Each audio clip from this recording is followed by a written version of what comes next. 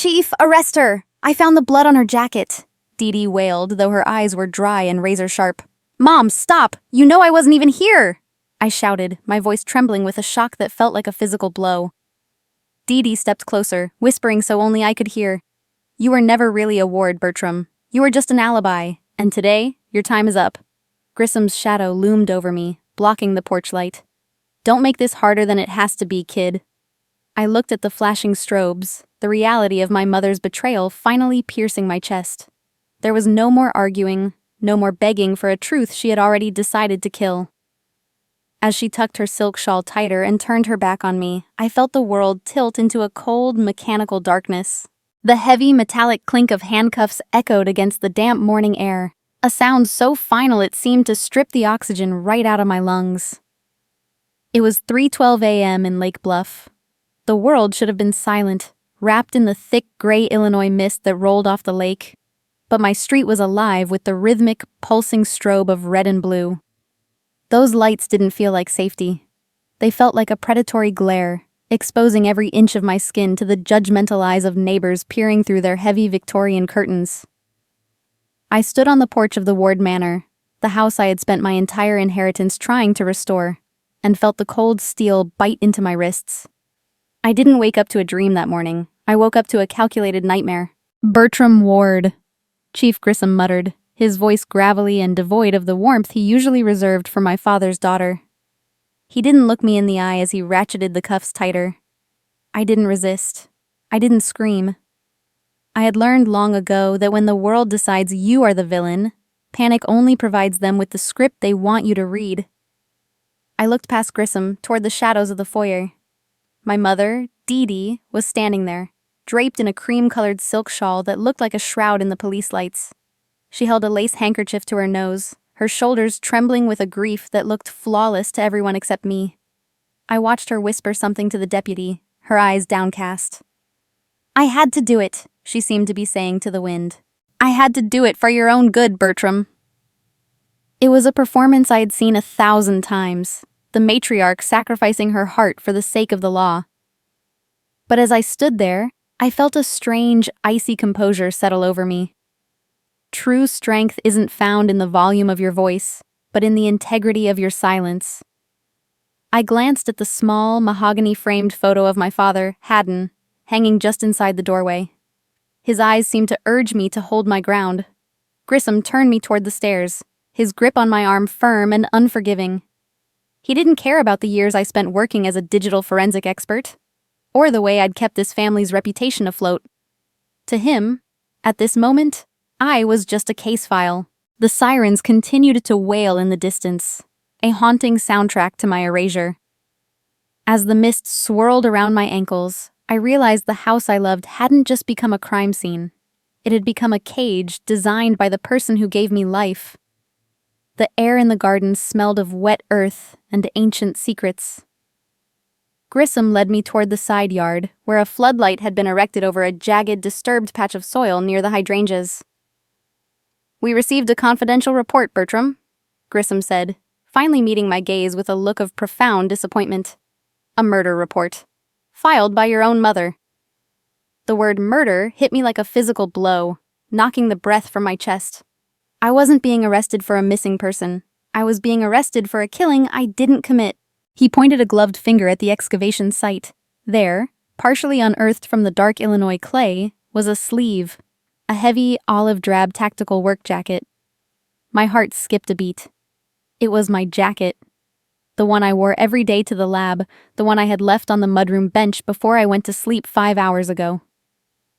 I looked back at Dee Dee. She wasn't crying anymore. She was watching me with a terrifying, predatory stillness. The evidence hadn't just been found. It had been planted while I slept. A seed of destruction placed in the very soil my father used to cherish. I felt a surge of betrayal so deep it threatened to drown me. But instead of cursing her, I remembered a fragment of wisdom my father once whispered. Forgiveness is the scent the violet sheds on the heel that has crushed it. I looked at my mother and felt a sudden, sharp pity. She had crossed a line from which there was no return. I would forgive her soul, but I would never again trust the hand that held the knife. Grissom began reciting the Illinois Code of Criminal Procedure, his voice a monotonous drone against the backdrop of my mother's silent victory. The Lake Bluff elite were out now, standing at the edges of their manicured lawns in silk robes, their faces twisted in a mixture of horror and delicious scandal. They had always suspected the youngest ward was different, too smart for her own dignity, too independent for their comfort. Grissom escorted me toward the patrol car, the gravel crunching beneath my feet like breaking bones. I climbed into the back seat, the plastic cage separating me from the world. As the door slammed shut, I made a silent vow. If they wanted a forensic expert to look at a murder, I would give them one. I would dismantle their lies bit by bit, until the only thing left standing in this garden was the truth. The heavy steel door of the Lake Bluff precinct slammed shut with a sound that vibrated through the floorboards and up into my marrow. The air inside smelled of stale coffee, industrial floor wax, and the cold, unfeeling weight of authority. They didn't take me to a room with a view. They took me to the basement, a place where the sun never reached and hope usually went to die. I sat on the wooden bench of the holding cell, my hands still cuffed behind me, and focused on the rhythmic rise and fall of my chest. I began to mentally catalog every detail of the last hour, treating my own life like a digital crime scene that needed to be preserved. I thought about the tragedy of a family that chooses the cold gleam of gold over the warmth of blood. We are not defined by the scars others leave on us, but by the grace with which we carry them. My mother had spent her life trying to mold me into a version of herself, a person who valued appearance over reality, and when I refused to bend, she decided to break me. I looked down at my wrists, where the metal had left angry red welts. The pain was real, but it was nothing compared to the clarity I was beginning to feel. Chief Grissom walked past the cell, his face set in a grim mask. As he reached for the keys on his belt, his sleeve rode up, and I saw it, a small, nearly invisible smudge of dark, damp garden soil on his white uniform cuff. My eyes narrowed. Grissom had claimed he just arrived at the house after the patrol officers called it in. He shouldn't have been anywhere near the excavation site. The soil in Lake Bluff is unique, rich in peat and clay, and that smudge was fresh. I didn't say a word. I simply watched him, mapping the corruption that was beginning to seep through the walls of this precinct like a slow, toxic leak. The lights in the hallway began to flicker, a dying hum that echoed the instability of the world outside. I leaned my head against the cold cinder block wall and closed my eyes, trying to find the silent space my father always told me to look for when the noise got too loud. "Bertram," a voice whispered. It didn't come from the hallway. It came from the overhead intercom, a crackling, distorted sound that sent a shiver of pure ice down my spine. The voice was soft, melodic, and hauntingly familiar. It sounded exactly like Skylar, my sister who had been missing for weeks. "Bertram, don't look for me," the voice rasped through the static. "If you find the truth, they'll make sure you never leave this place." My eyes snapped open, my heart hammering against my ribs as the intercom went dead, leaving me in a silence that felt heavier than the shadows. The silence following Skylar's distorted warning was not peaceful. It was a vacuum, sucking the very air from the room. I didn't have time to process the ghost in the machine before the heavy steel door groaned open, and Chief Grissom's silhouette filled the frame. The fluorescent lights hummed with a predatory energy as he led me down a sterile, windowless hallway toward Interrogation Room 4. My footsteps felt heavy, echoing against the linoleum like a countdown. I settled into the cold metal chair, my wrists still throbbing, and watched Grissom place a sleek, silver laptop on the table between us. The air smelled of burnt ozone and desperation. I drew a long, shaky breath and leaned forward. "Chief, I was in Chicago during the window you're looking at. My forensic workstation logs will show my remote login at the lab." I waited for the nod of understanding, the moment where logic would prevail. Instead, Grissom opened the laptop and turned the screen toward me. My heart did a slow, painful roll in my chest. The administrative dashboard showed a glaring red notification. Credentials revoked. Logs wiped. I stared at the blank space where my innocence was supposed to be recorded. My mother had not just taken my house. She had dismantled my professional sanctuary. Grissom slid a thick manila envelope across the table. "We executed a search warrant on your Chicago apartment an hour ago, Bertram." He pulled out a series of printouts, each one a jagged line of code and timestamps. "Your home IP address was used to access an encrypted hub on the Silk Road. You weren't just working, Bertram. You were soliciting a hitman." The room seemed to shrink, the walls closing in until I could hear my own pulse drumming against my ears. This was the digital trail Dee Dee had been meticulously planting while I was busy trying to mend our fractured family. I closed my eyes for a second, forcing my breathing to remain rhythmic and deep. The greatest weapon of a deceiver is not the lie itself, but the target's loss of composure. I remembered how Dee Dee used to rearrange the ornaments on the mantel when I was a child, then swear they had always been that way until I doubted my own eyes.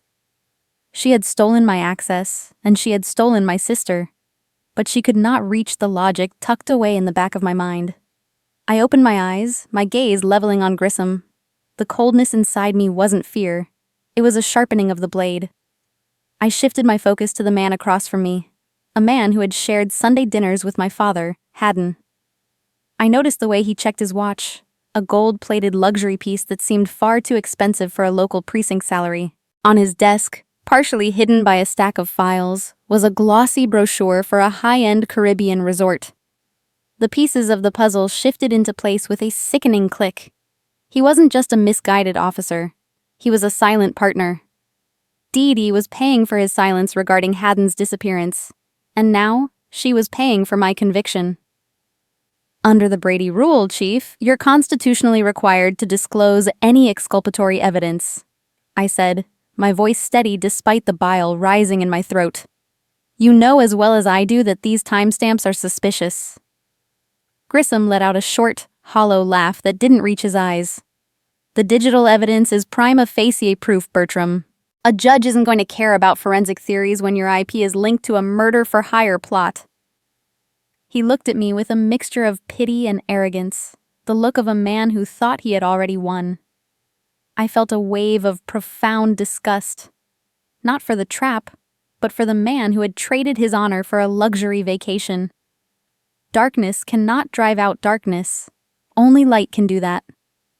I looked at him, truly looked at him, and spoke with a quiet, biting pity. "You've sold your soul for a price that will eventually bankrupt you, Grissom. My father trusted you." I leaned in closer, my eyes catching a specific line of code on the laptop screen. A discrepancy. The dark web login occurred at 2:15 p.m. last Tuesday, the exact time I was on a recorded, multi-party Zoom call with the district attorney's office in Chicago. The realization was a spark of electricity in the dark. I didn't reveal my hand. I watched him sign a transfer form, the pen scratching against the paper with a sound like a final sentence. Have you ever stood at the edge of a cliff and realized the person behind you isn't there to catch you, but to push? I saw a court-appointed attorney standing in the doorway, a man who looked like he had already conceded the case before meeting his client. He whispered that my bank accounts had been frozen, citing the murder and financial fraud investigation. I was being stripped of my tools, my money, and my name. I leaned back, my knuckles whitening as I gripped the edge of the metal table. Integrity is doing the right thing even when no one is looking, and especially when everyone is against you. I closed my eyes and reached back into a memory of Haddon.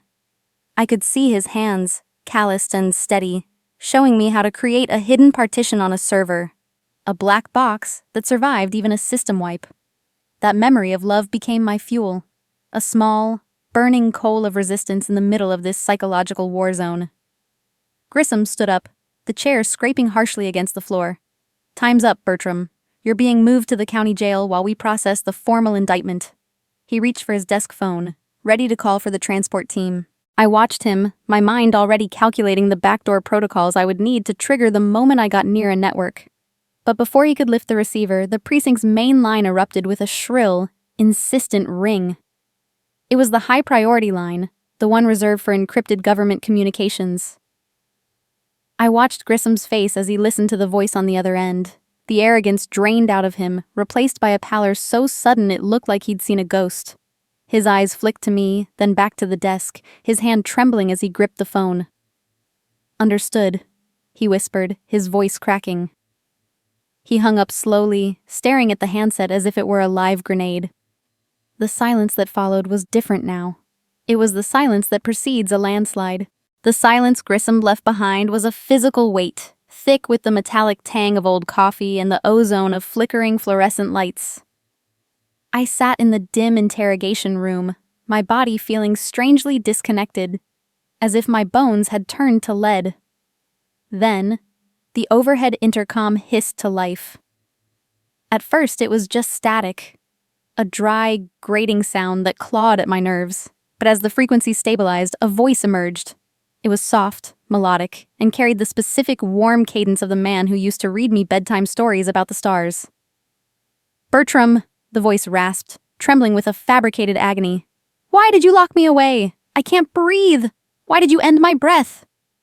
I felt the blood drain from my face, my heart hammering against my ribs like a trapped bird. For a heartbeat, my mind screamed that it was him, that Haddon was somehow reaching out from the void.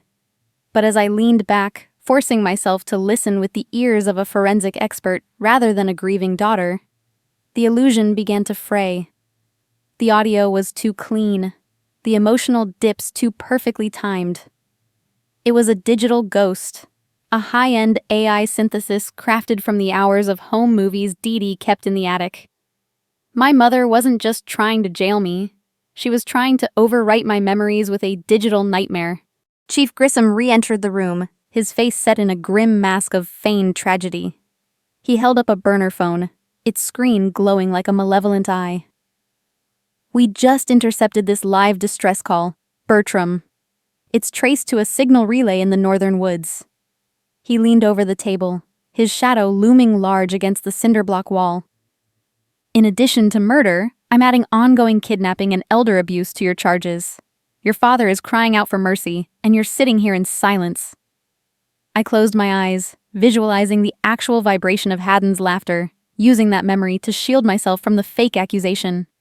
A lie can travel halfway around the world while the truth is putting on its shoes, but a lie cannot survive a witness who refuses to believe it. The door opened again, admitting a medical technician in a crisp white lab coat. Behind him, Dee Dee stepped into the observation area, separated from me by the one-way glass I knew she was pressing her face against. "We need a blood draw, Bertram," the technician said, his voice flat and devoid of empathy. I didn't resist as the needle slid into my vein. I felt a wave of dizziness wash over me almost immediately, the room tilting at a sickening angle. When the results came back minutes later, Grissom tossed the report onto the table. "High levels of synthetic narcotics. You're not just a criminal, you're in a drug-induced psychosis."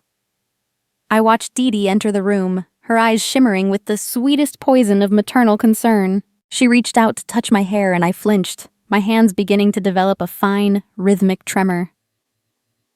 "My poor Bertram," she whispered to Grissom, her voice thick with practiced sorrow. "She's always struggled with reality. The drugs just made her violent. She doesn't even know what she's done to her father." I looked at my hands, recognizing the specific side effect of a narcotic I hadn't taken, at least not knowingly.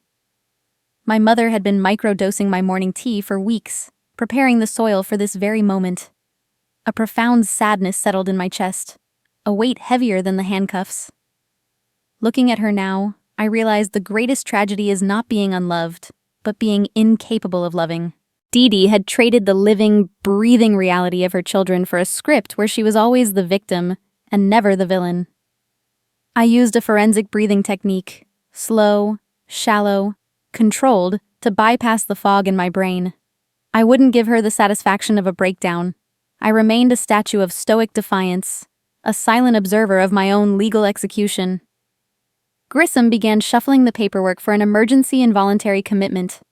In the eyes of the law, I was no longer a defendant with rights.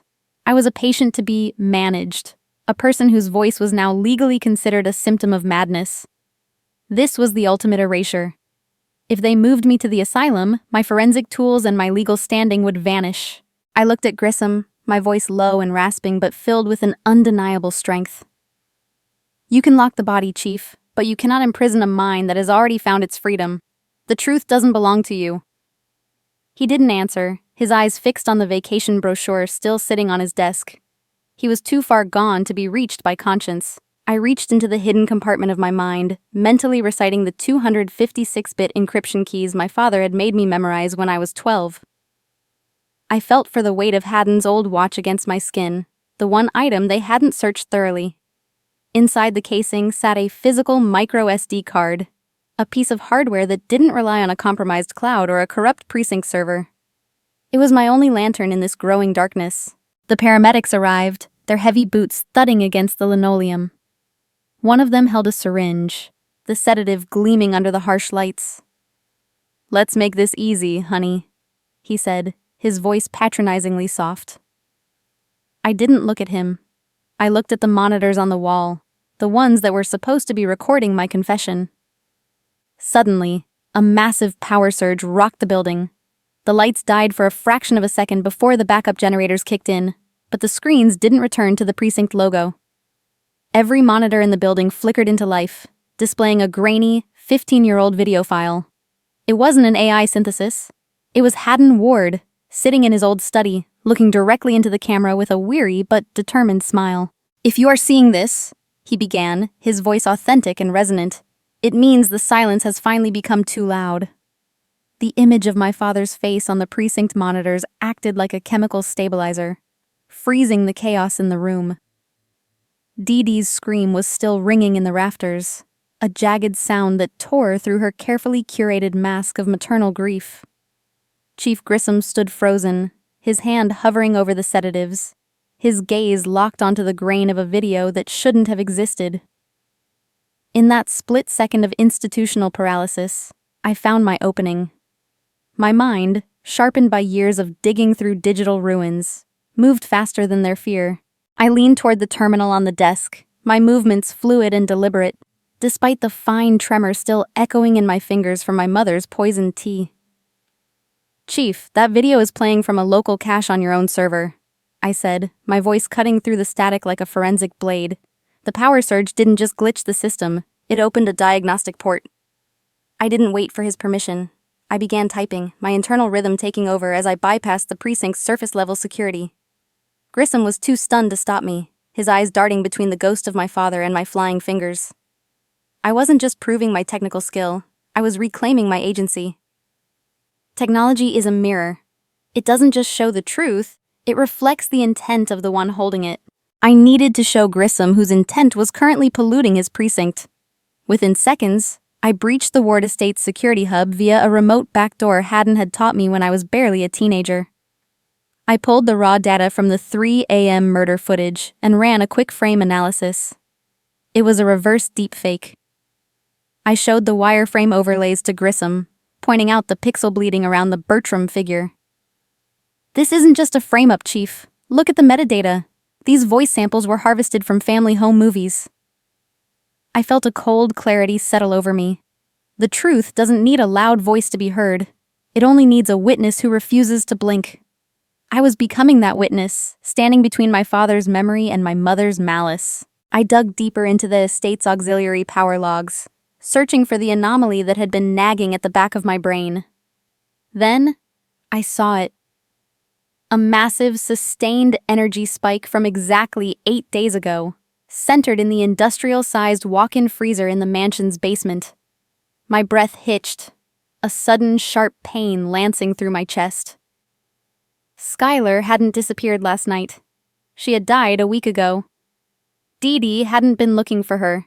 She had been preserving her, keeping my sister's body like a macabre trophy in the cold dark, waiting for the perfect moment to execute this 3 a.m. theater.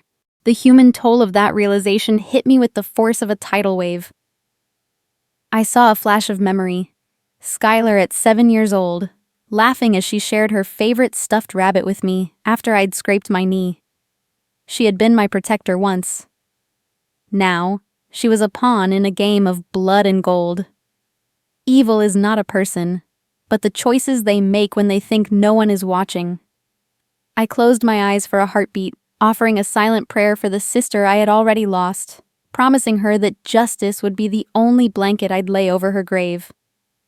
I mapped the temperature fluctuations on the freezer door, creating a time-stamped record that made it legally impossible for me to be the killer. I was in a secured office in Chicago, surrounded by witnesses during the exact hour Skylar's heart had stopped. I turned the screen toward Grissom, my gaze unwavering. "Skylar is in the basement, Chief. She's been there since Tuesday." I saw his jaw tighten, the luxury watch on his wrist suddenly looking like a shackle. I followed the encryption trail of the messages sent to my mother's burner phone, tracing them back through a precinct-level IP address. The third party blackmailing my mother was sitting in this very building. A man who sells his soul for a shadow will find himself alone when the sun sets. I gave Grissom a long, steady look, offering him the silent choice to save what was left of his dignity before I sent this entire packet to the FBI. In a world of noise, Bertram, listen for the silence. That's where the truth hides, Haddon used to say. The silence in my father's case was finally screaming. I could see the blackmail trail linked to a specific set of coordinates in northern Michigan, a place my father used to go for fishing trips. My mother had been paying to keep a secret, but she had ended up paying to keep a ghost. I prepared to hit send on the evidence package, my finger hovering over the key that would dismantle the Ward dynasty once and for all. The lab door hissed open, and the scent of expensive lavender and cold sweat preceded my mother. Dee Dee walked in, her panic from the hallway replaced by a chilling, razor-sharp smirk. She didn't look like a woman whose world was ending. She looked like a woman who had just found a larger weapon. She walked up to the terminal, ignoring Grissom, and laid a crisp, embossed legal document on the desk over my forensic logs. It was signed by a local judge known for his flexible interpretations of the law. It was a faked death certificate for me, Bertram Ward, alongside a psychiatric commitment order that declared me legally deceased to the state. "You're a clever girl, Bertram," she whispered, her voice like silk over a blade. "But dead people don't have standing in court, and insane people don't have a voice that the law is required to hear."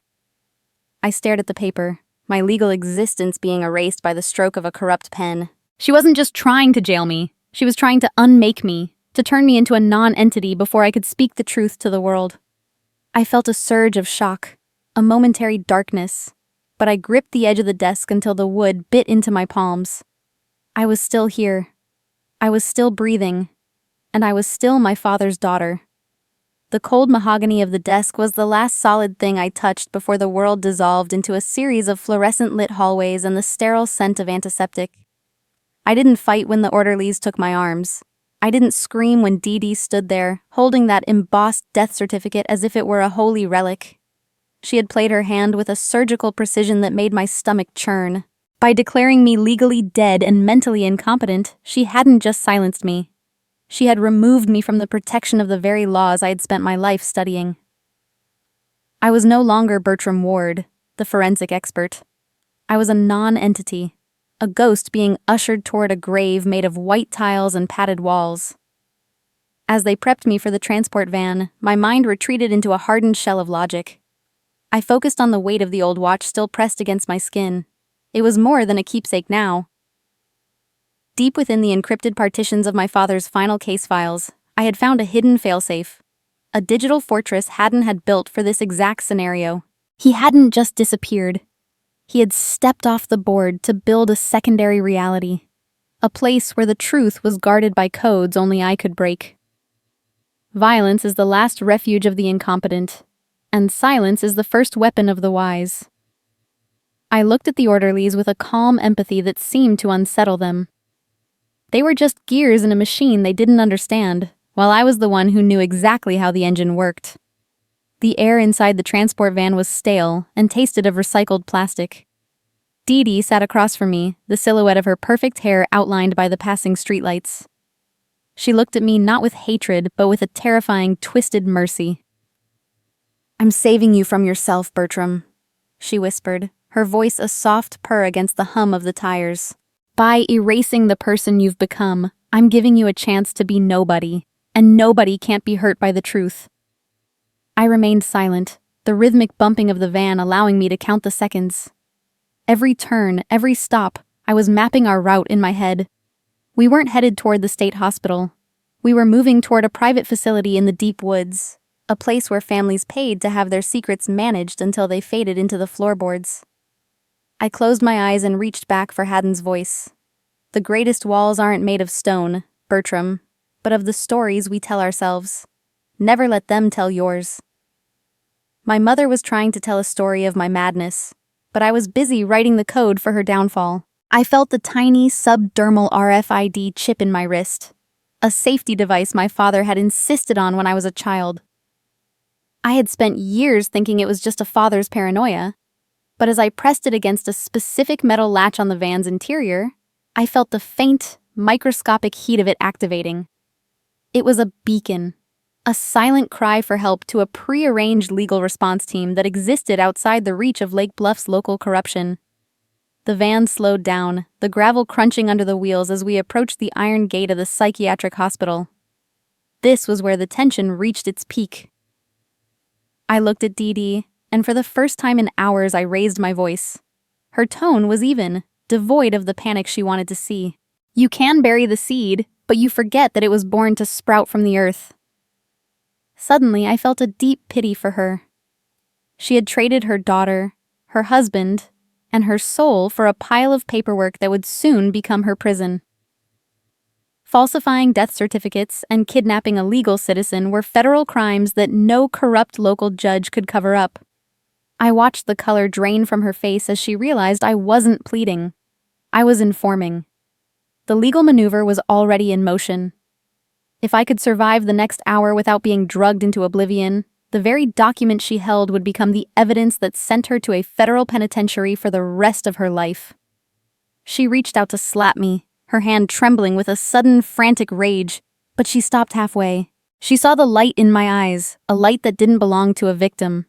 It was the light of a predator who had finally cornered its prey. Just as the van doors began to creak open, a sharp, electronic chirp erupted from the tablet Dee Dee had confiscated from me. It was supposed to be disabled, wiped, and dead. Instead, the screen flared to life, overriding the security lockouts. A live broadcast signal began to stream, not just to the van, but to every news station and federal bureau in Chicago. It was the failsafe Haddon had designed. The camera in the van's ceiling, part of the patient monitoring system Dee Dee had installed for her own control, was now broadcasting her face and her words to the world. The transition from shadow to light was so sudden it felt like a physical explosion. Dee Dee stared at the screen, her mouth hanging open in a silent, jagged scream of realization. The quiet power I had been cultivating was no longer a secret. The world was watching as the matriarch of Lake Bluff tried to erase her own blood in the driveway of an asylum. I sat back against the cold leather seat and breathed. For the first time since 3 a.m., the air didn't feel like a cage. It felt like the beginning of a storm that would wash the ward name clean. The heavy iron gates of the private asylum began to groan open like the jaws of an ancient beast, but the feast they expected never arrived. Instead of the van pulling into the abyss, the world outside erupted into a symphony of authoritative sirens and the screech of tires. A fleet of black SUVs, their windshields reflecting the harsh Illinois sun like polished obsidian, swerved to block our path. I sat back against the cold leather seat and breathed, watching through the reinforced glass as men in windbreakers labeled with federal insignias flooded the driveway. The RFID beacon Haddon had buried under my skin years ago hadn't just reached a server. It had summoned the U.S. Marshals and the Social Security Administration's fraud division. Local corruption has a long reach, but it shrivels when faced with the cold, impersonal machinery of the federal government. Agents surrounded the van, their weapons low but their presence absolute. One agent, a woman with a face as weathered as a prairie landscape, stepped forward and slapped a document against the driver's window. It was a federal stay of execution for the commitment order. I watched Dee Dee from the corner of my eye. Her mask of maternal concern didn't just crack. It disintegrated, revealing a hollow, jagged terror underneath. She clutched the fraudulent death certificate to her chest as if the paper could still protect her, but her local influence was evaporating like mist in a gale. When the truth is finally allowed to speak, even the loudest lies become a whisper. I remained in the van for a moment longer, watching her power crumble into a shadow cast by long-buried secrets. I didn't view these agents as my saviors. I viewed them as the necessary instruments of an overdue balance. Peace is not the absence of conflict, but the presence of justice. I stepped out of the van, the cold afternoon air filling my lungs with the taste of iron and freedom. The ground beneath my boots felt solid for the first time since 3 a.m. I was no longer a captive or a patient. I was a federal witness. Looking at Dee Dee, I felt a strange, detached clarity. She was no longer the giant who had ruled my childhood. She was just a small, frightened woman caught in the gears of a trap she had built herself. Every choice we make writes a sentence in the story of our lives, and my mother had just reached her final chapter. Hours later, tucked away in the sterile safety of a federal safe house in Chicago, the lead investigator sat across from me. He didn't speak with the condescension of Chief Grissom. He spoke with the weary respect of a man who had seen too many monsters hidden in suburban lawns. He slid a sealed file from the 1980s across the table, a file that had been buried so deep in the county archives it had almost turned to dust. I opened it, my hands steady, my forensic mind already cataloging the inconsistencies. There, in faded ink, was a birth record for the biological Bertram Ward. The real Bertram had died as an infant, a victim of a tragic, neglectful accident while in Dee Dee's care. To protect the massive inheritance trust and her own reputation, my mother had orchestrated an undocumented adoption. The psychological weight of that discovery hit me harder than any physical blow Grissom had dealt. I wasn't just the other child. I was the replacement, a legal fiction designed to occupy a space and protect a fortune. I finally understood why the scent of lavender on her skin always felt like ice, and why her praise always had the hollow ring of a transaction. I was a tool she could use, a ghost she could control, but never a daughter she could love. I sat in silence, the hum of the city outside a distant reminder of a world I didn't truly belong to. It is a haunting thing to realize your entire life was an accident someone else was eager to forget. I refused to let the revelation break the foundation Haddon had helped me build. I looked the investigator in the eye, my voice as calm as a frozen lake. I may not have their blood, but I have my own soul, and that is something they could never forge. Biological ties are often just accidents of nature, but the strength to stand in the truth is a choice. I thought of Haddon, the man who wasn't my father by blood, but was my father by every measure of love and sacrifice. He had known the truth all along. He had stayed in that toxic house, enduring Dee Dee's madness, specifically to build a fortress of truth for a girl who wasn't even his. His disappearance wasn't a flight. It was a final, heroic sacrifice to ensure I had the keys to my own prison. I provided the agents with the final decryption keys Haddon had left in the watch. I showed them how the Ward Trust Fund had been hollowed out, transformed into a laundering front for Dee Dee's embezzlement, and the bribes that bought Chief Grissom's luxury lifestyle. I cited the RICO Act with the precision of a scholar, explaining how every move, the murder report, the frozen freezer, the asylum plot, was a desperate cleanup operation for a crumbling financial empire. I wasn't seeking revenge. I was performing a long overdue autopsy on a dead dynasty. I asked the agent for a single piece of paper and a pen. I wrote a short note to be delivered to Dee Dee in her holding cell. I didn't fill it with rage or accusations. I simply wrote, "I forgive you for the years of silence, but I will no longer be the ghost in your machine. Life is too short to be lived in someone else's shadow." I folded the note, feeling a sense of closure that had nothing to do with the law and everything to do with my own heart. I was finally stepping out of the frame she had built for me. Closure doesn't come from an apology. It comes from the moment you decide you no longer need one. As the sun began to set over the Chicago skyline, casting long orange fingers across the glass and steel, the lead agent's phone buzzed with an urgent tone. He stepped away, his face tightening as he listened. When he returned, his gaze was different. Sharper, more ominous.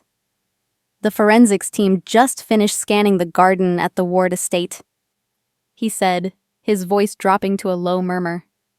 "They found the vault, Bertram, but it wasn't just a grave. There's a sophisticated communication system inside, and it's currently transmitting an encrypted signal to a remote cabin in northern Michigan." The room grew cold despite the heater running. The miracle in my father's video at the police station wasn't footage from the past. It was a broadcast from the present. Haddon could still be out there, watching and waiting, sending a shiver down my spine. The storm wasn't over. It had only changed direction. I stared at the darkening horizon, wondering if the man who had saved me was now the one who needed saving.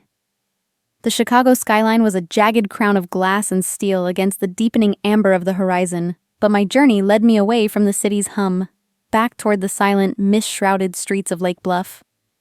I didn't return to the Ward Manor as a prisoner or a ghost this time. I arrived as the court-appointed conservator, the legal guardian of a legacy that had been built on a foundation of sand. The black SUVs of the federal seizure team followed behind my sedan, their tires crunching on the gravel driveway with a slow, rhythmic finality. The house stood there, gothic and imposing, but it no longer held the power to make my heart race. I walked through the front door, the scent of lavender and lemon polish hitting me like a physical memory. Dee Dee was waiting on the grand mahogany staircase, her knuckles white as she gripped the banister. She wasn't the composed matriarch anymore. Her hair was disheveled, and her eyes were wild with a frantic, cornered energy. "This is my house, Bertram!" she screamed, her voice echoing through the foyer like a cracked bell. "You're an interloper. A replacement. You owe me for every breath you took under this roof." I stood at the base of the stairs, a pillar of calm in the middle of her storm. I didn't raise my voice. I didn't need to. A legacy built on lies is just a house made of ash. I'm not here to burn it, Mother. I'm just letting the wind blow it away. I looked at her, and for the first time, I didn't feel the old familiar sting of her rejection. I felt a profound, quiet pity. I chose to provide her with a basic legal defense fund from the estate's remaining legitimate assets, a mercy she had never shown me.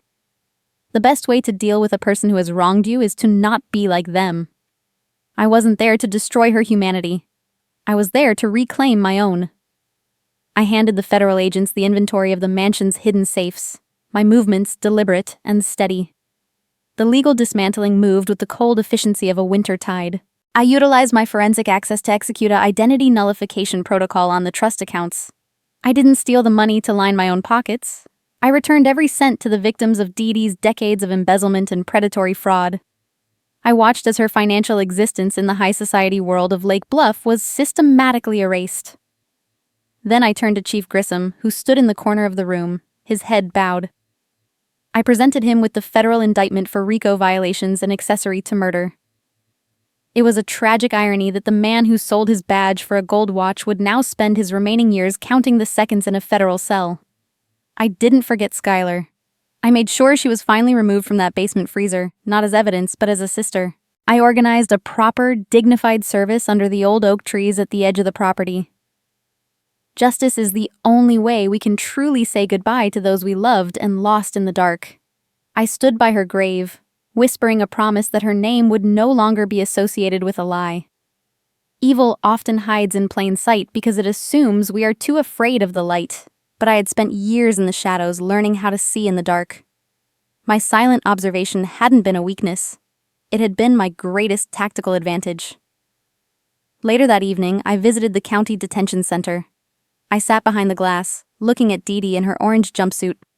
She looked small, almost fragile, without the silk shawls and the mansion's shadow to bolster her. I didn't go there for an apology. I knew her well enough to know she'd never offer one. I went to set a final boundary. "I am not your replacement," I said, my voice echoing in the sterile booth. "And I am no longer your victim. I am finally just myself." I walked away without looking back, feeling the weight of 20 years of performance fall off my shoulders. Sometimes, closure doesn't come from them. It comes from the moment you decide you no longer need it. I decided to use the remaining legitimate funds to establish the Haddon Ward Center for Digital Forensics, a place dedicated to finding missing children. It was the only way to truly honor the dead, by living a life that is unapologetically true. I stood on the shore of Lake Michigan as the sun finally dipped below the horizon, painting the water in strokes of violet and deep blue. I felt the cold metal of the manor's keys in my palm one last time before I threw them far into the crashing waves. It was a symbolic act of letting go, a release of the Victorian cage that had nearly consumed my soul. I thought about the value of time and the realization that it is never too late to reclaim your name, even if it's a name you had to find for yourself in the wreckage. Have you ever lived something like this? The feeling of finally breathing air that belongs only to you. I sat on a piece of driftwood, watching the stars begin to peer through the Illinois mist. I was Bertram Ward, not by blood, and not by my mother's decree, but by my own choice. The quiet power of the truth was the only inheritance I ever really needed. As I walked back toward my car, I noticed a single envelope tucked under my windshield wiper. It wasn't a bill or a legal notice. It was a physical letter, postmarked 3 days ago from a small, nameless town in northern Michigan. My breath hitched as I opened it.